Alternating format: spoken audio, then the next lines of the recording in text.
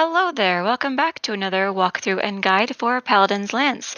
Today we're taking a look at Mission 3 called Rumble Over the Jungle. You and your dragon Ajax have just been promoted to the rank of Knight of Stars, and you are in your first encounter now with your own squadron.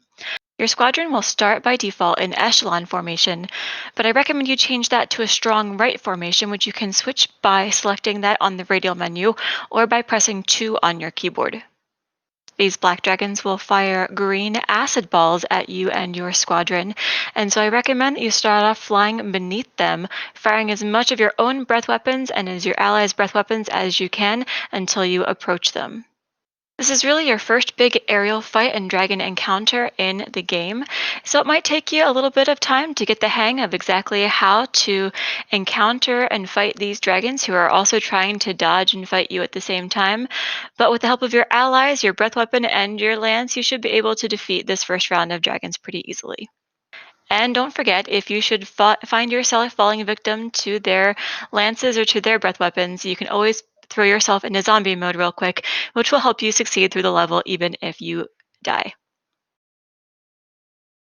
Once you have defeated your first round of black dragons, Ajax will then command you again to head toward the yellow beacon indicated by an arrow in the center of the island. Once you reach the gold beacon, Ajax will tell you once again that another wing of black dragons approaches, and for this battle, you're going to want to command your squadron to return back to echelon formation or that V behind you, which you can see here indicated on the screen. The second wave will consist of both black dragons and wyverns, similar to the ones that you fought in the very first level. I recommend that you focus on the black dragons first and take those out, and then concentrate on the wyverns once the threat of the black dragons has been eliminated.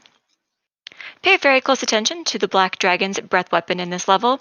If you have not seen them fire that breath weapon in a while, just remember that they're going to be extra dangerous if you happen to get close to them. Their breath weapons are especially lethal to you and Ajax, and so you want to proceed with caution when attacking them on this level.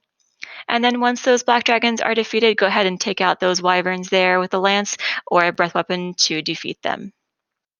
If you find at any point that the wyverns seem to be stuck underneath you, go ahead and increase your speed, fly a short distance away from the wyvern, then decrease your speed, turn around to get at a good angle to be facing the wyvern, and then increase your speed.